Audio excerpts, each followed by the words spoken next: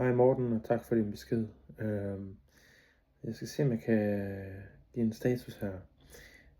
Så vi snakkede jo om at lave 3 numre med tilhørende historier.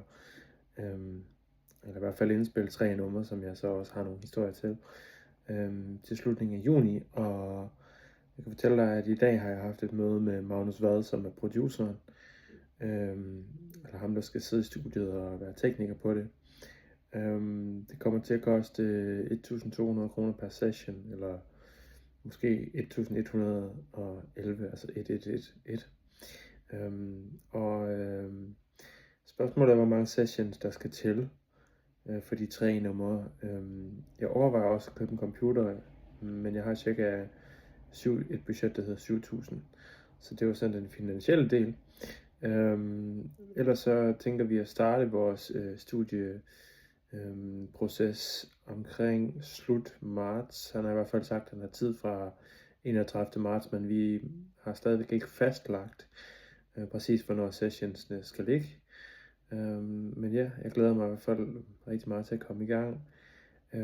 Og en måde, som jeg også tænker, der vil kunne skaffes penge til at færdiggøre pladen, som jo måske kommer til at koste 30.000, i hvert fald som jeg ser det, og med den kvalitet og de ting, som der skal til. Så kunne jeg også lave nogle events måske i Magnus' studie. Men det der er problemet, det er, at han tager en ret dyr leje. Til gengæld så kan man sige, at hans studie står tomt, og han har også kontakt til et netværk af unge mennesker og unge iværksættere i det miljø dernede ved havnen, som er et andet miljø end det spirituelle hjerterumsmiljø, og på den måde ville det måske også være meget fint at få lidt kontakt til dem og skabe lidt hul igennem. Samtidig er jeg bange for, at det at synge for dem er lidt ligesom at synge for døve ører.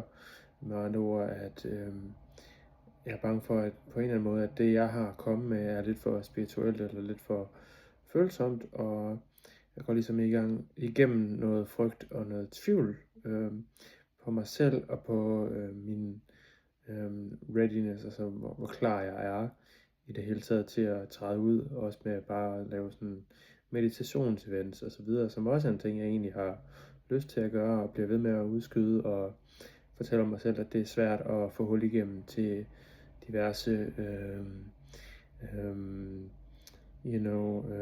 diverse foreninger, såsom Hjerterum og så videre, og det er som om verden afspejler min tvivl lidt.